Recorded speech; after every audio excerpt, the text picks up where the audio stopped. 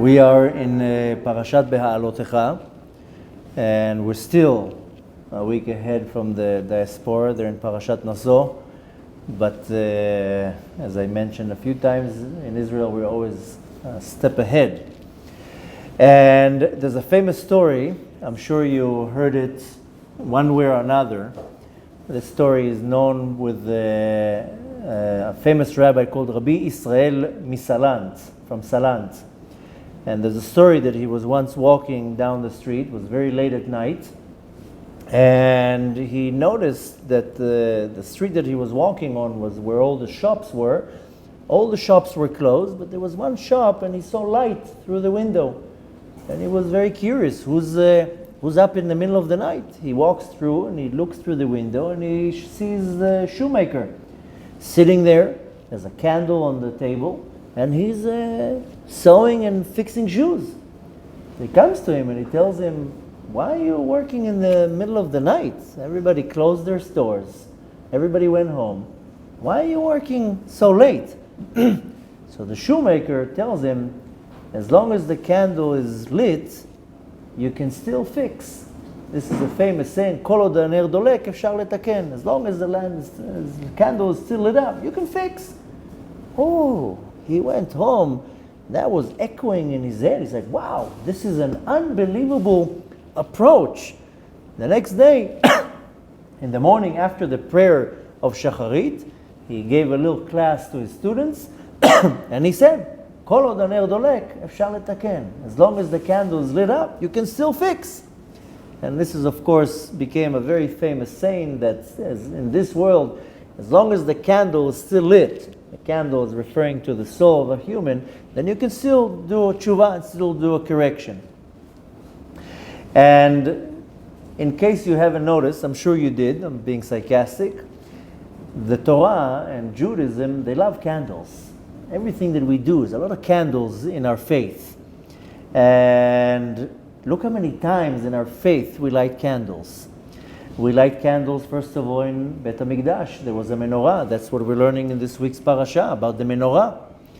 And this is not stam like a little menorah in Hanukkah. You know what the Menorah in Bet HaMikdash was? 1.5 meters high, full of pure gold. And every day they would light the candles. This is exactly what we're going to be focusing on in this week's parasha, the lighting of the Menorah. Not only that, you go into a Bet Knesset, into a shul, there's always going to be candles lit up, and Erev Shabbat, Friday night, Kol Isha vebat madlika nerot Shabbat. Every woman, every daughter, they all light candles. And how many other times did we light candles? Chas v'shalom lo aleinu, a person dies, right away, you light a candle. There's a yahrzeit, you light a candle. If you're looking at Judaism, it seems like Judaism like candles, for whatever reason. And it's not only that in many cases it's a mitzvah to light candles. Hanukkah is a mitzvah, Shabbat is a mitzvah, but we also know that lighting candles is a remedy in many cases. In many cases people will light a candle for a blessing or for whatever it is.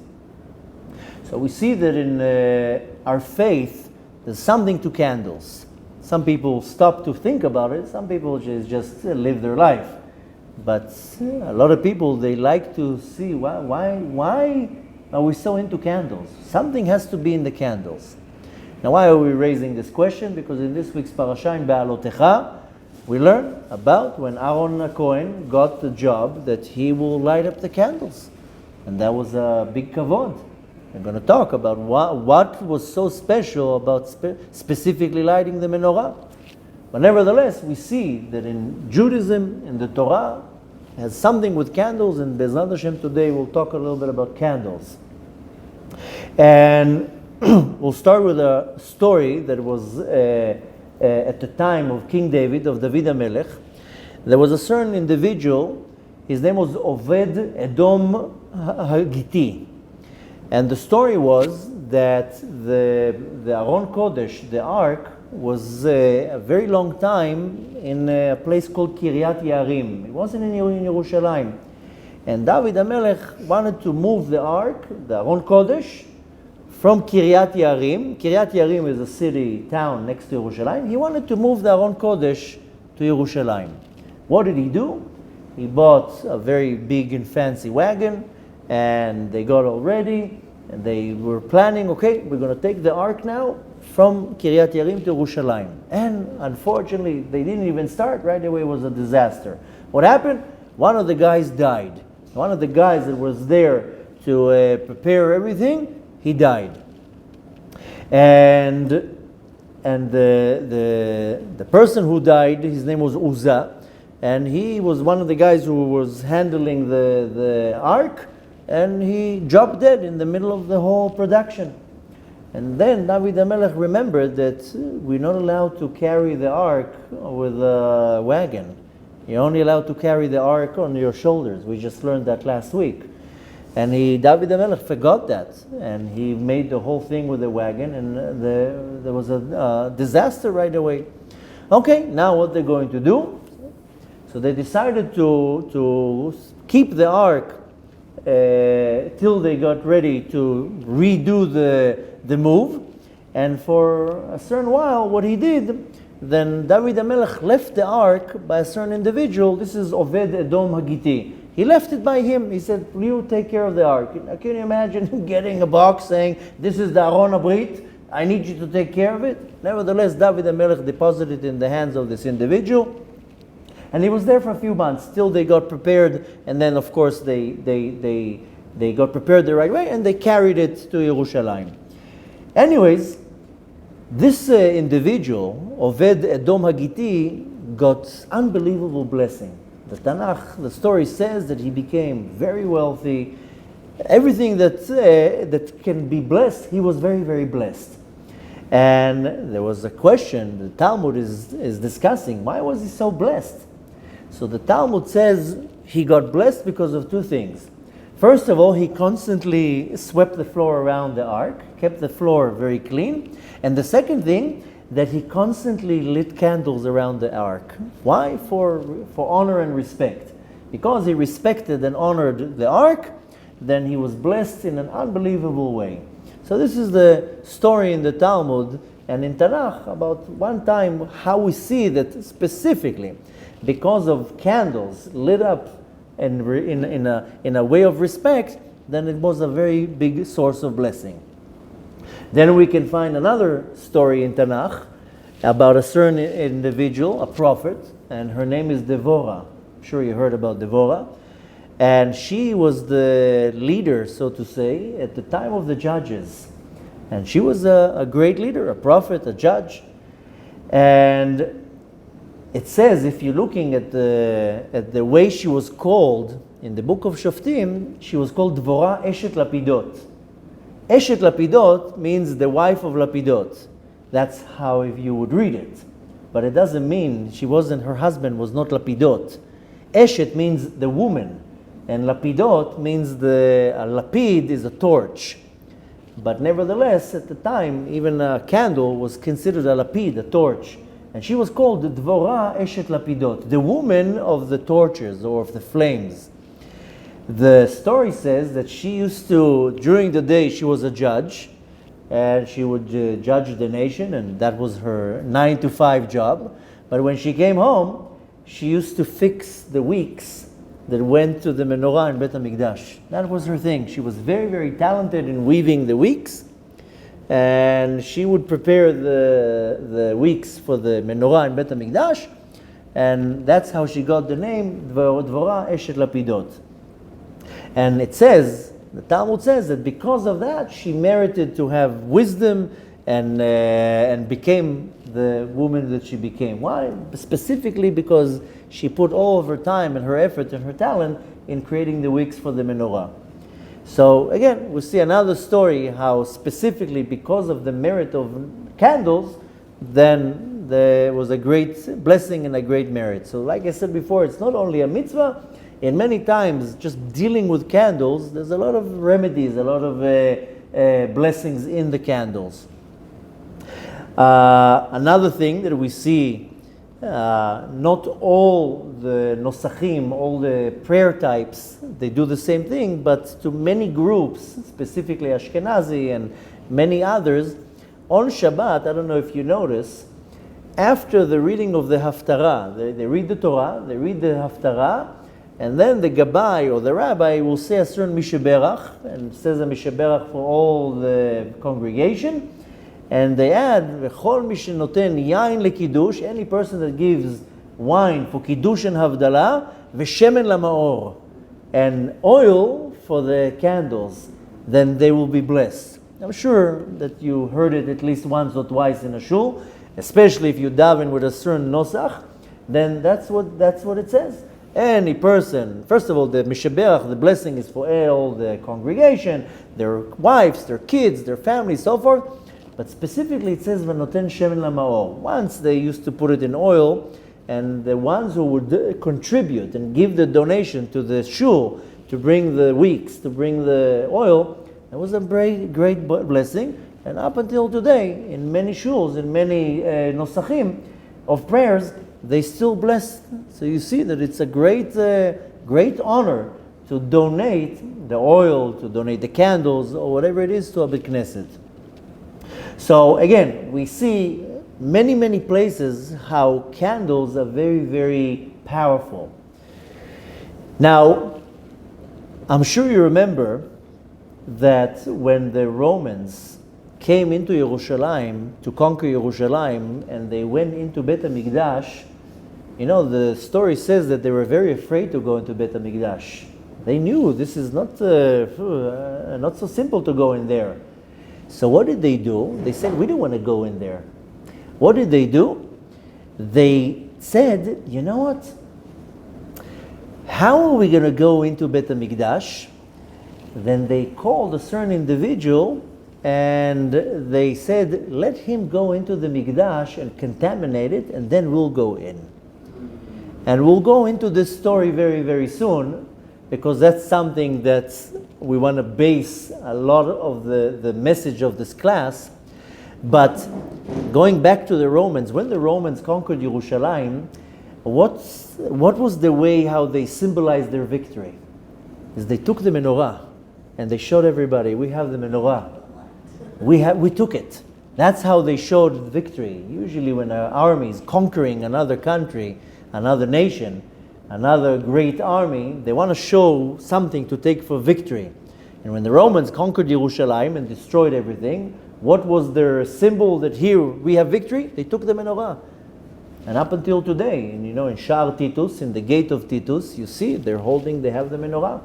I mean, up until today, there's a little bit of a disagreement, but to many opinions, the menorah that was taken from Beit HaMikdash is in the Vatican, in Rome, hidden somewhere there. I mean, some opinion says it was like the ark hidden under Beit HaMikdash, but nevertheless, very soon Mashiach is going to come. We'll find out where the menorah is. To most opinions, the menorah is in the Vatican with a lot of other kelim, a lot of other of the vessels that were taken from Beit HaMikdash. The Aron, the ark, everybody agrees that it's under Beit HaMikdash because nobody was able to move it. Even if you bring 7 cranes, nobody can lift this little box, because this little box has I'm calling it a little box because it's very small. The Aron Brit is very small, but the tablets are there. The broken tablets, the first set, the second set, and the Sefer Torah, the book that Moshe Rabbeinu wrote. I mean, nobody can move this ark. So nevertheless, when the Romans wanted to show that they had victory over the Jewish nation, they were holding the menorah. Now, since this week's parasha, we're talking about the menorah, we want to understand what is the big deal with this whole candle thing. What's first of all, what does the candle mean? Why do we do so many things with candles? And I know many people can say, oh, well, other people light candles. Yeah, but in Judaism, we see that candles are a big part of our faith. So first of all, we want to know, what is the candle symbolizing? More than that, what is the whole thing with the menorah? I mean, there's many other things in this week's parasha, but the main focus is about the menorah. So we want to know, what's the deal with the menorah? Why did they need a menorah? They need a menorah for light? That's what they made a menorah? Such a sophisticated structure of pure gold for light? I mean, I'm sure in Beit HaMikdash they had many ways to light up the room, even in the Mishkan. So why did they have the menorah? So, A, like I said, we want to know what's the deal with the candles. B, what's the deal with the menorah? And here, as we're already presenting these questions, we also want to ask another big question. What's the deal with the women lighting candles on Shabbat? Why do women light candles on Shabbat? And I'm sure you have a few answers in your pocket that you can pull out right away. One opinion says that Chava, she turned off the candle of the world, so she has to now fix it. The women have to fix it. And many other reasons why women have to light candles on Shabbat, which is probably the most famous thing, the most famous mitzvah that any Jewish woman knows. And many women, they're not observant at all, but they still light candles on Shabbat. So why? What's the deal specifically with the candle on Shabbat? So once I can understand why they lit candles. It was dark, so they need candles. I mean, if you're looking at the halacha, at the oral law, then yeah, they needed light. You light the candle, so what, you want to sit around the Shabbat table at dark at night? That's not a way to eat. So one can say, okay, once there was darkness, so you had to put candles to light up the room. But today we have electricity. I don't have a problem with the darkness in the room. So why do I still light candles? Why thousands and thousands of women are besirut nefesh, what they do to light the candles on time and to make sure that everything is prepared on time. And that's the biggest thing one can do. So, looking at this week's parasha, the focus is on Behaalotecha, when Kadosh Baruch Hu is talking to Aaron and saying, when you're going to light up the candles of the menorah, then there was a mitzvah in lighting up the menorah every day. And every day was a whole ceremony in lighting the menorah. And that was not only in the Mishkan, that was later on in Bet HaMikdash. And you know what? Even today, we don't have Bet HaMikdash, but we still light something equivalent to the menorah, and that's the Hanukkah candles. That we don't have Bet HaMikdash, but once a year we light Hanukkah candles. But nevertheless, we see again this whole idea with the menorah. And there's a mitzvah there. Rashi says that in this week's parasha, when it's talking about the menorah, there was a very not nice situation that happened. Why? Last week's parasha, we're reading about all the Nisiim, the heads of all the tribes, the presidents of the tribes. They all came with a sacrifice to the inauguration, and they all offered their sacrifice. Now comes the first Nasi. Nasi, I mean, the translation of Nasi is a president, but it's not equivalent. But nevertheless, the head of the tribe, one tribe after the other, they're coming with their sacrifices. And you know what happens there? Aaron is standing and he sees the first person, the second person, the third person, as he's just standing there.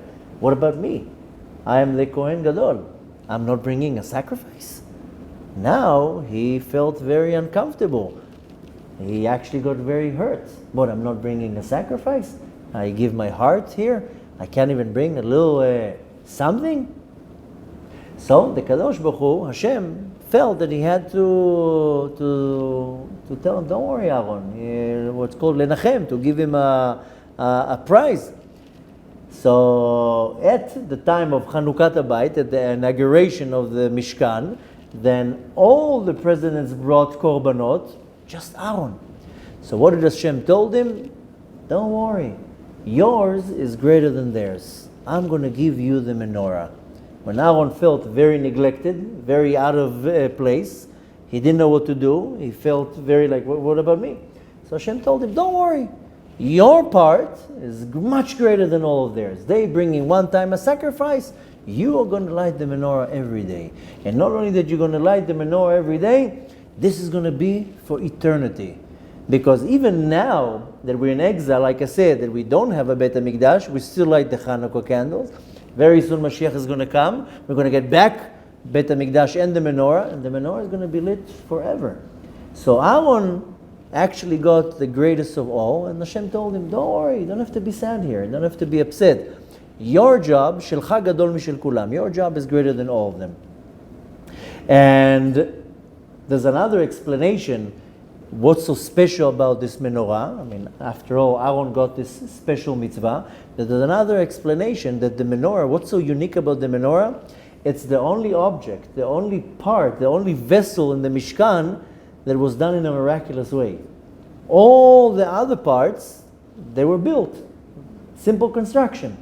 But the menorah, you know that Moshe Rabbeinu could not do the menorah 4 times they tried to do it. Miraculously it was done. You know who did the menorah? Hashem. That's the only thing, the only object, the only piece of the whole Mishkan, the tabernacle, that was done in a very miraculous way. You're right, Bezalel did the ark and everything else, and they had to bring professional people to weave and to sew and to build. But the menorah, that was done, custom made by the Kadosh Baruch Hu. And it was done in such a miraculous way. First of all, Moshe Rabbeinu tried to do it 4 times. And the menorah was 50 kilos of gold. You know, it's 50 kilos of gold. You can barely even move it. Pure gold. And every time that Moshe Rabbeinu was doing it, it broke. Because it had to be done what's called miksha achat, one piece. It cannot be welded. So it had to be done one time. So they built like a mold, pour the gold in it, but the second that they lifted up, it was so heavy that it broke. 4 times Moshe Rabbeinu tried to do it, couldn't do it. And then Moshe Rabbeinu turns to Hashem and says, what do you want from me? How do you want me to do it? It doesn't work. So Hashem told him, don't worry, take all the gold, throw it in the fire, and you know what? Whoop! The menorah came out miraculously. Unbelievable miracle. So the menorah, what was so special about it, that was done handmade by the Kadosh Baruch Hu. So Hashem told Aaron, you have nothing to be upset about. You are going to be working with my menorah. This is not some menorah you buy in a Judaica store. This is, like I said, custom made by the hand of the Creator. And Hashem told Aaron, you have nothing to worry about. You're going to be dealing with my menorah.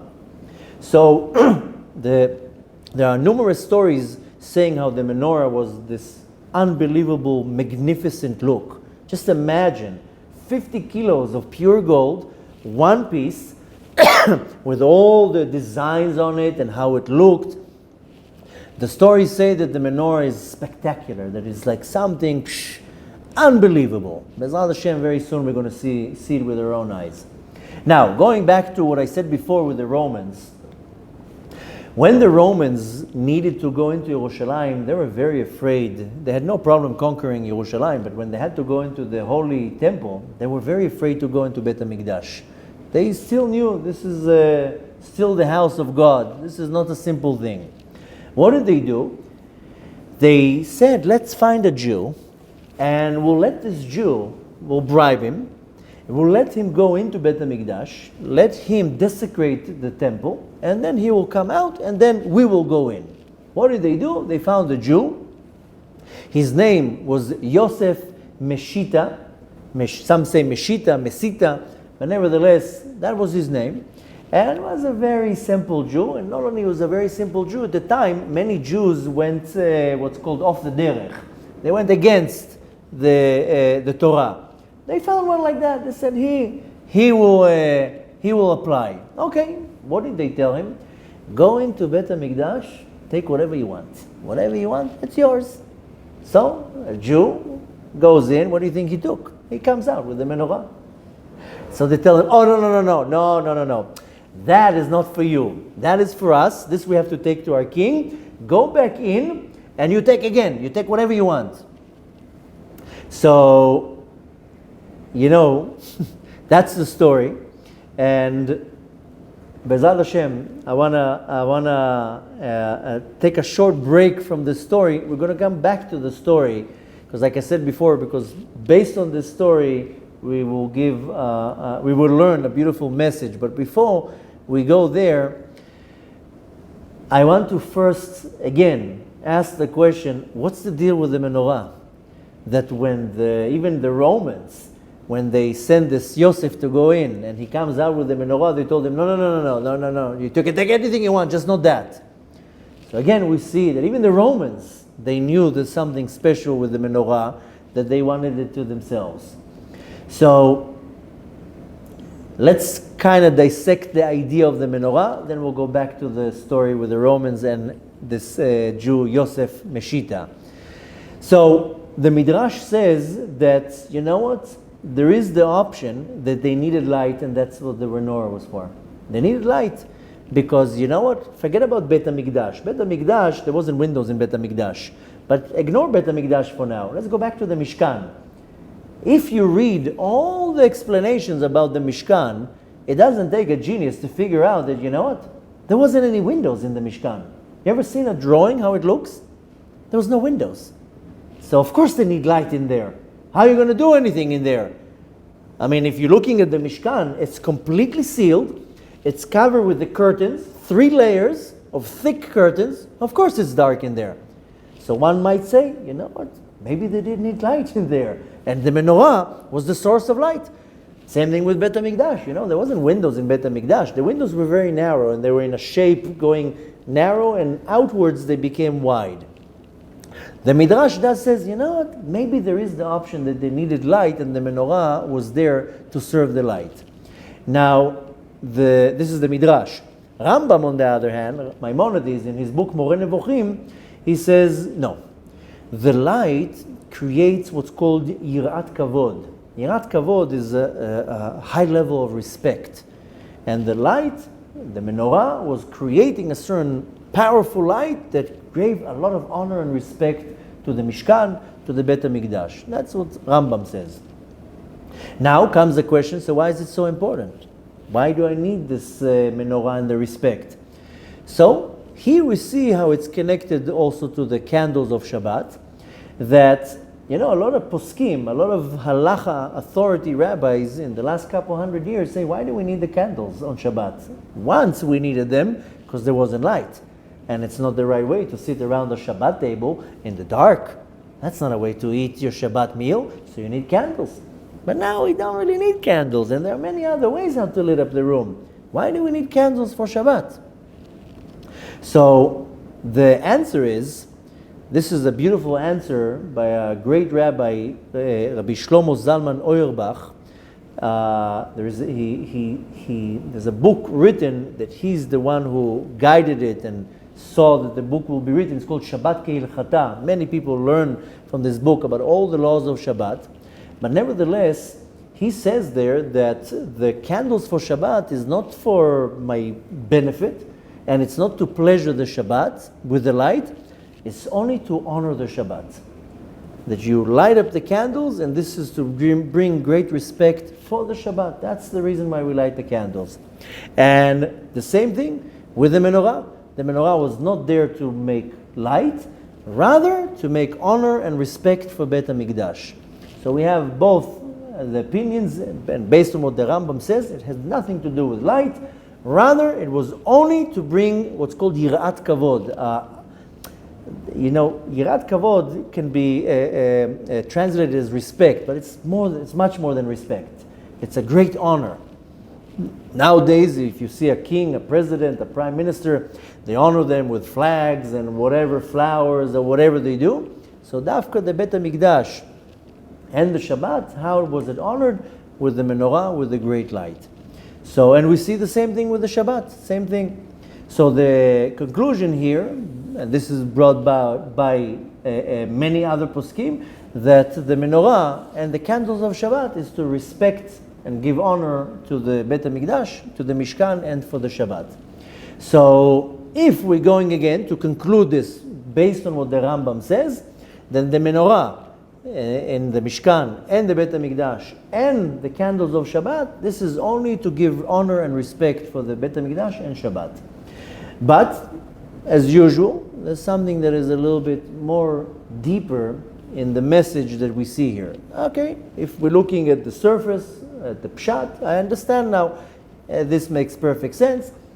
To conclude, we don't need the menorah for the light. We don't need the Shabbat candles for the light. Rather, this is a way to show respect and to honor the Shabbat and Bet HaMikdash. But when we want to go a little bit deeper here, then we have to go back to the story with Yosef Meshita and about the story about the Romans. The Romans, like I said, were afraid to go into Bet HaMikdash. What did they do? They find this Jew. They come to this Jew and they tell him, listen, we'll give you whatever you want. Go in, take whatever you want, come out. Why? Because if the Jew goes in, he desecrates. You're not allowed to go into Kodesh HaKodashim. You're not allowed to go into the Holy of Holies. The second a person goes there and he's not a Kohen, and for sure if he's not pure, he makes everything impure, then the Romans can go in. They were afraid. So they tell him, go in, take whatever you want. And he goes in. What does he come out with? Like I said, he comes out with a menorah. He's happy. He won the jackpot. He's going out with a menorah. They told him, whoa, stop. No, put it down. This is not for you. What did they tell him? You took too much. לקחת יותר מדי. This is for us. The menorah is for us. Go inside again and take whatever you want. This time he says no. They tell him no. What do you mean no? We told you, go in, take whatever you want. You know what he answers? מספיק שהרגזתי את אלוקיי פעם אחת. It's enough that I have angered my God once. I'm not going in. They told him, okay, go in, you know what we're going to give you? 3 years worth of the tax that we're going to collect in Yerushalayim. Can you imagine? Equivalent to our days. Once when I lived in New York, I had a relative that every time that I would drive with her, she said, just give me one toll booth of the Verrazano Bridge one day, I'll be happy. That's what she used to say.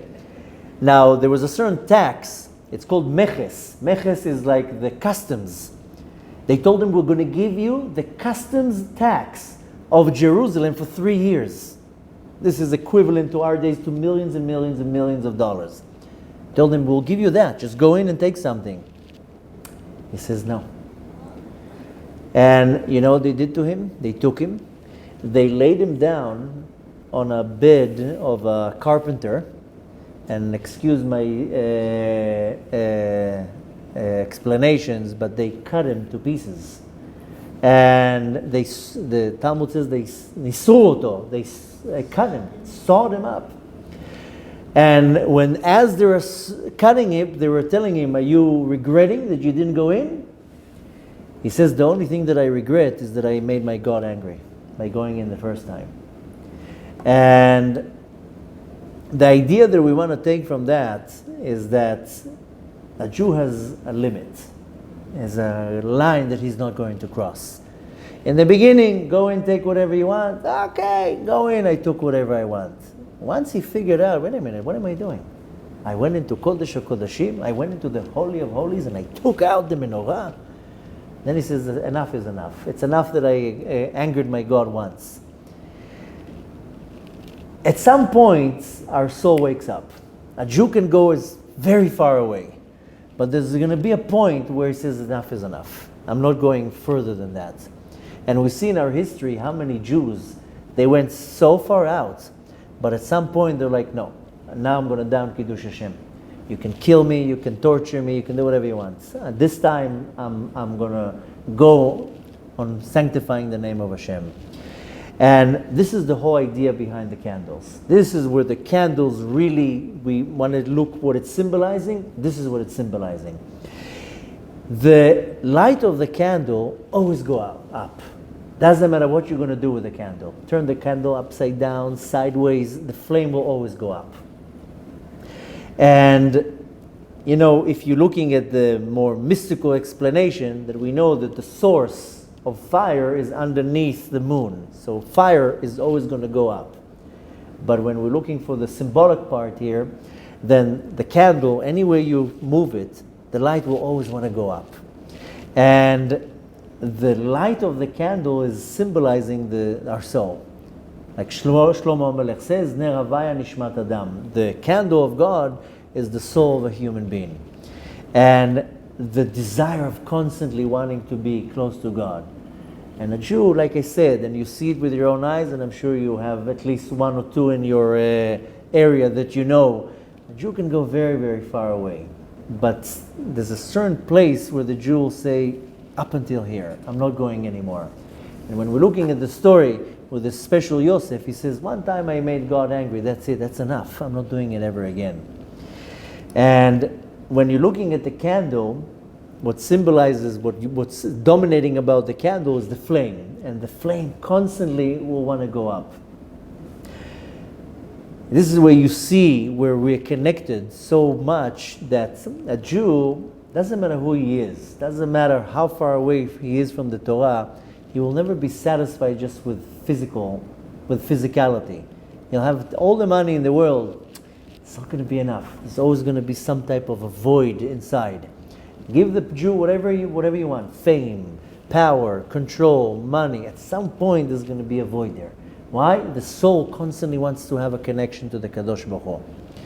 And there's a midrash, this can be found in Midrash Rabbah on the book of Vayikra, where it says, Neri beyadecha v'nercha beyadi.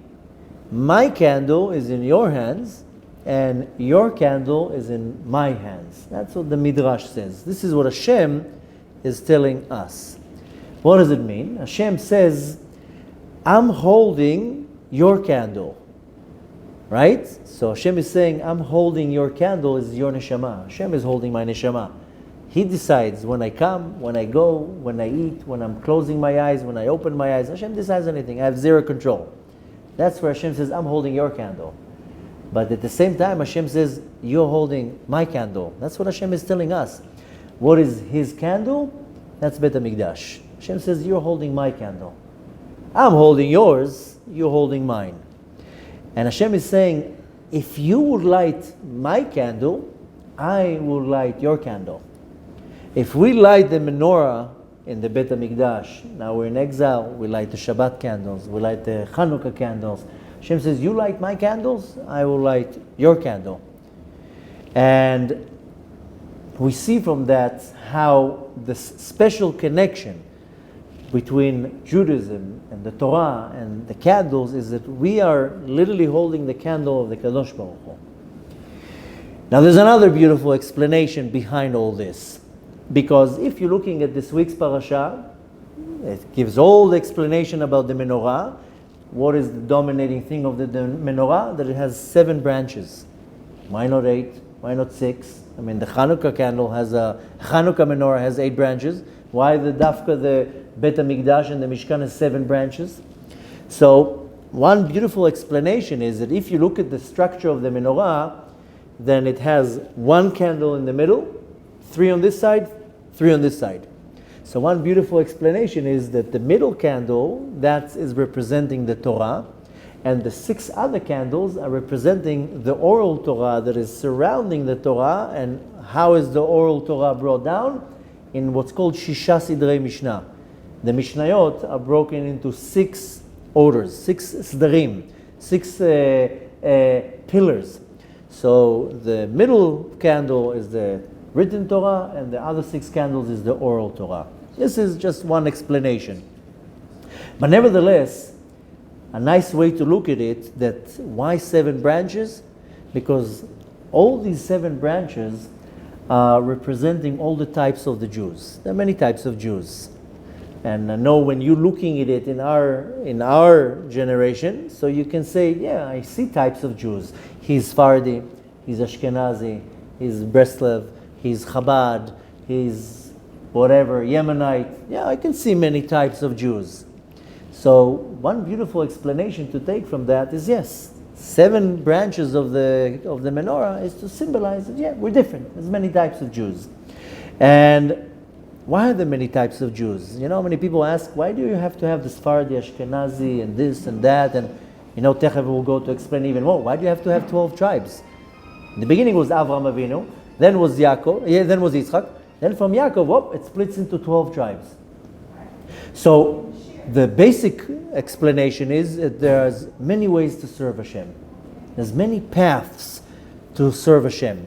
One person serves Hashem, like you said before, with Devorah.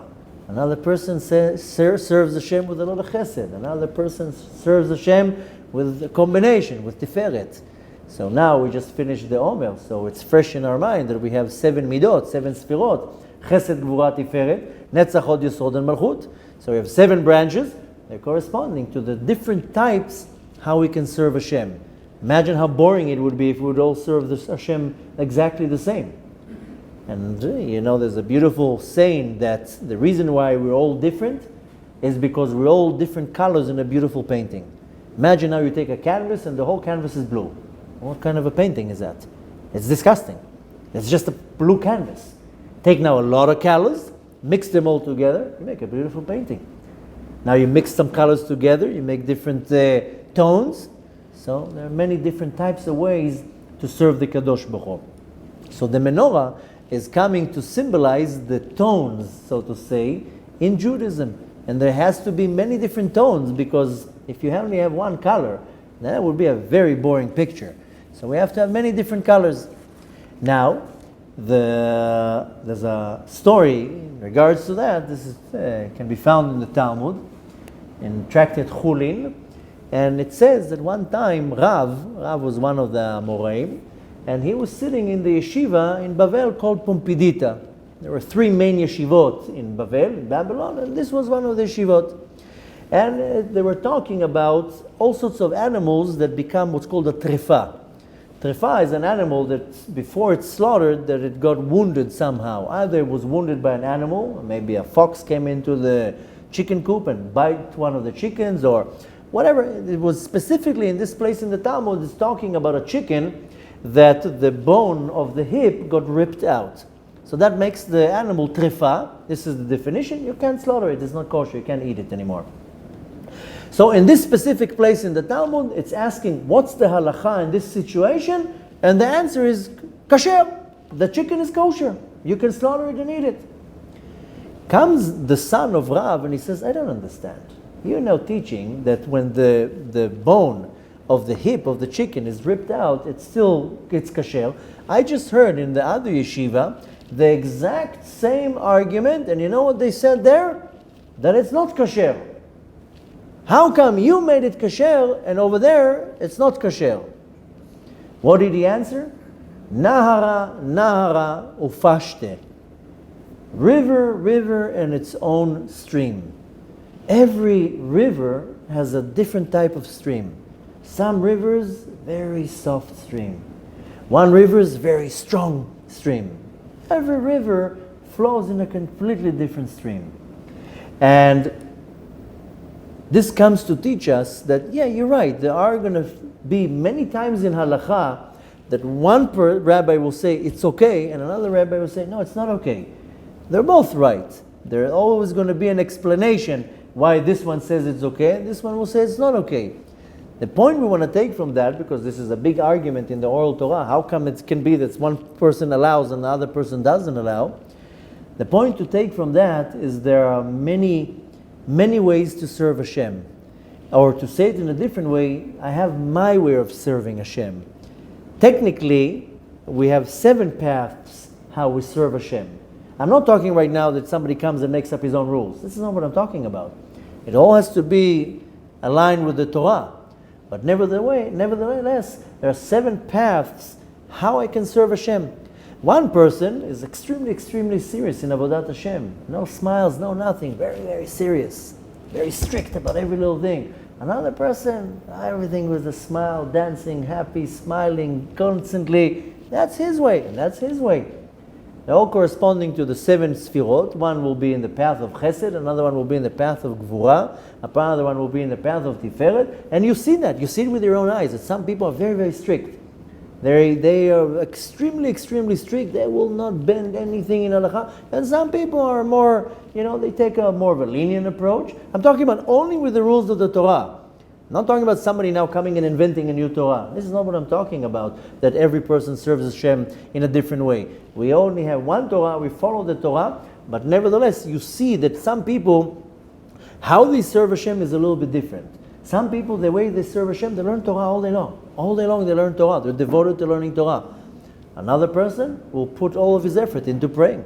Another person will put his effort into making business so he has money so he can do a lot of charity. So there are many different ways how I serve the Kadosh Baruch Hu. Which comes and sheds another big question on another topic, is how come we have 12 tribes? Couldn't we have one? I mean, like I said before, Avram was one, then came Yitzchak, then came Yaakov. Pitom, suddenly from Yaakov, suddenly we have 12 tribes. Why do we need 12 tribes? What's the significance of 12 tribes? So, and you know what's amazing here? Now we don't know which tribe we belong to. If somebody tells you, I know which tribe I belong to, they don't know what they're talking about. The only ones who really knows which tribe they belong to are Kohanim and Levim. And half of them also are not right. You know how many people think they're Kohanim and they're not really Kohanim? And how many people don't know they're Kohanim and they are? So the Kohanim and Levim, that we know from Shevet Levi. And to most opinions, most of us right now, most of the Jews in the world right now are from Shevet Yehuda. And of course we know there are 10 tribes that are lost, okay? So we know that some people are maybe from this tribe or that tribe. Nevertheless, right now there's a whole big mess. We don't know which tribe we are.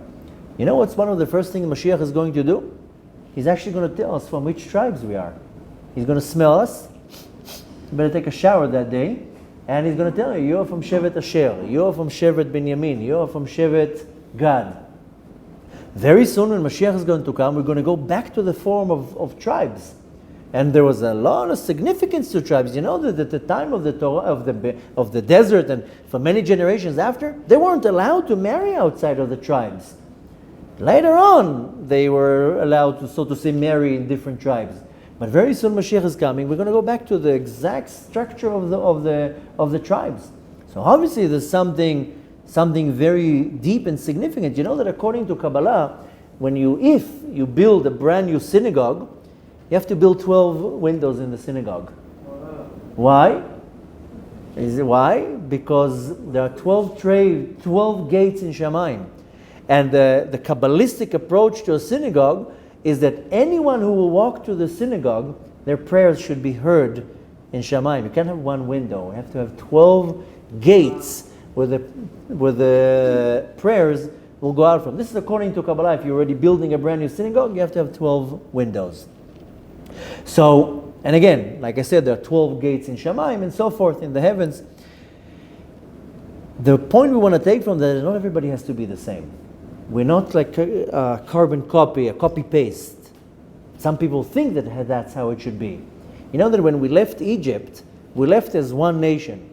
The second that they came to the ocean, you know when the ocean split, 12 places it split. It didn't split like where you think with the movie with Charlton Heston and Yul Brynner that it split only one place. This is in the movies.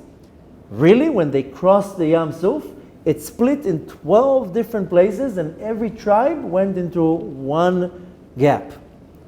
And of course, they went in the shape of a half of a circle. They went in and out in the same place. But nevertheless, it split into 12 gaps. The point to take from that, and this is the depth in it, is that we are different. We're all different.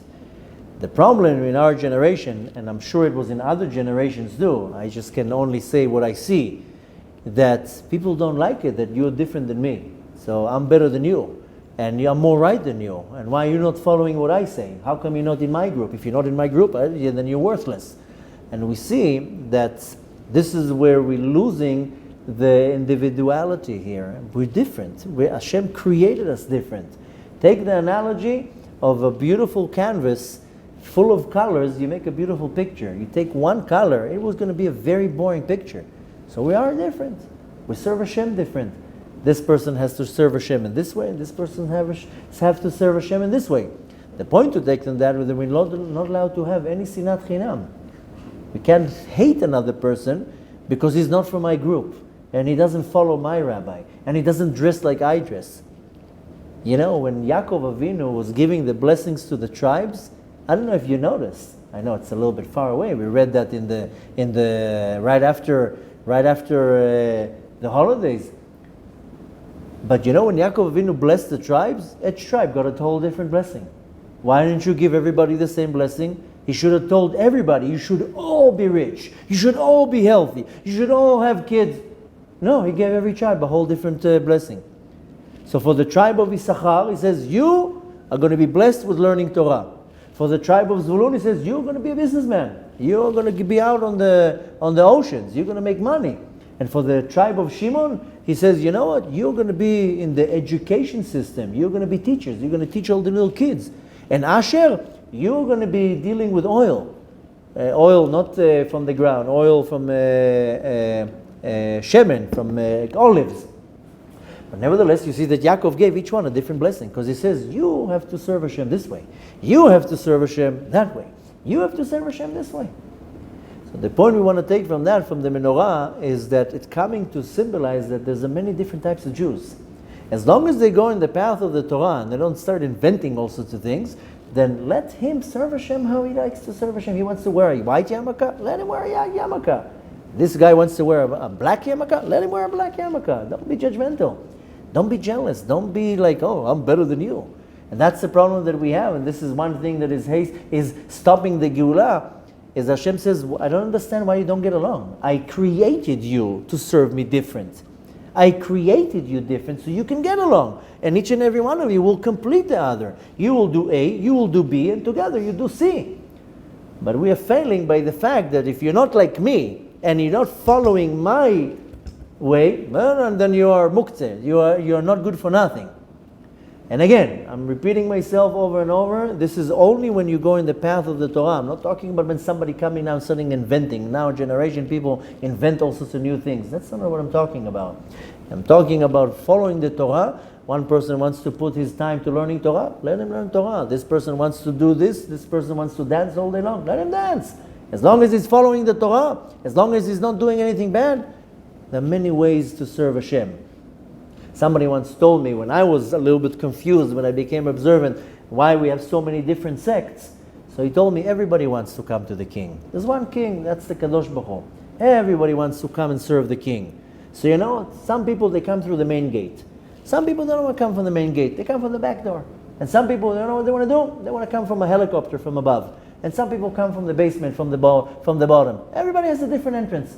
How they approach to the castle, to the palace, to the Beit HaMikdash. There are many ways to approach the Kadosh Baruch Hu. With that said, what we need to take from that is that I cannot be judgmental towards another person.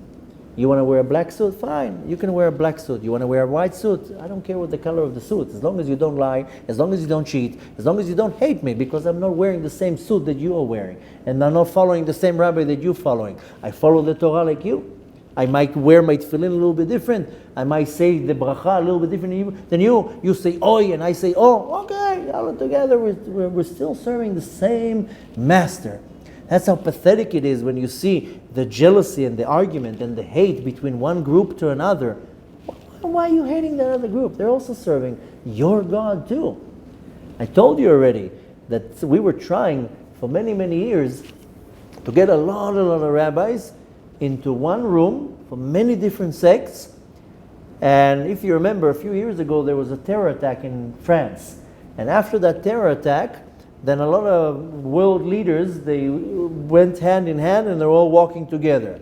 And at the time it was like, why don't we do that in our faith? Why don't we get a lot of rabbis all standing on the same stage, one with a fairy hat with a shtreimel, another one with a regular hat, another one without the hat, one with a long coat, one without the coat, from all the groups, and all stand together and show everybody, we can get along. You think we were able to do such an event? Have you ever heard of that event? No. Because every rabbi that we contacted, he's going to be there? No, I'm not coming. Who's going to talk? Who's going to be sitting in the head? Who's going to lead? That rabbi's there? I'm not coming. And then half of the ones that try to be diplomatic, that says, when you have it ready, call me.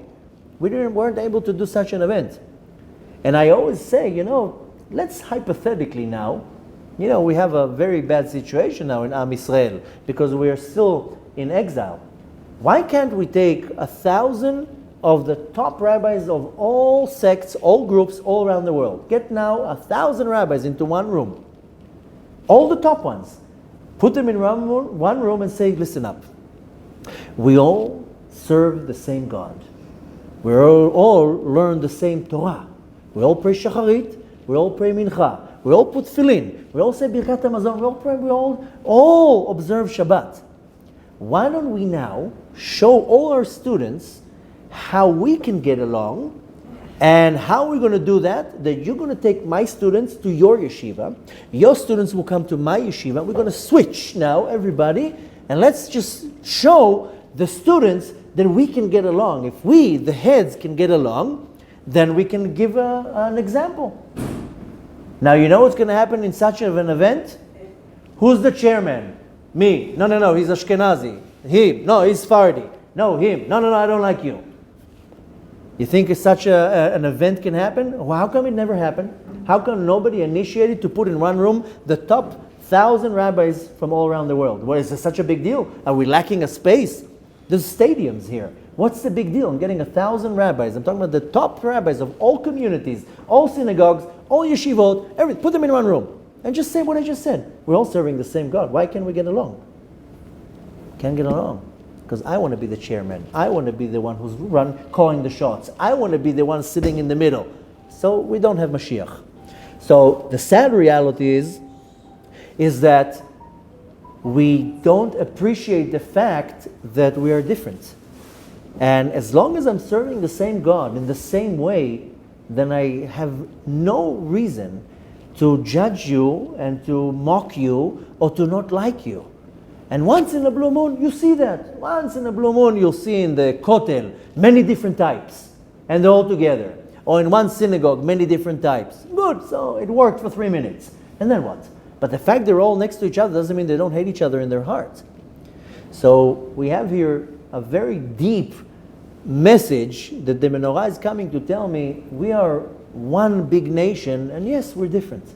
We're different, we act different, we behave different, we think different. I like learning this, you like learning that. It's all the same Torah. The point we want to take from that is, Aaron was the Kohen Gadol. He was saying about Aaron, Rohev Shalom, Rodef Shalom. He liked peace, he pursued peace. Aaron was good with getting everybody together. So we don't have an Aaron now.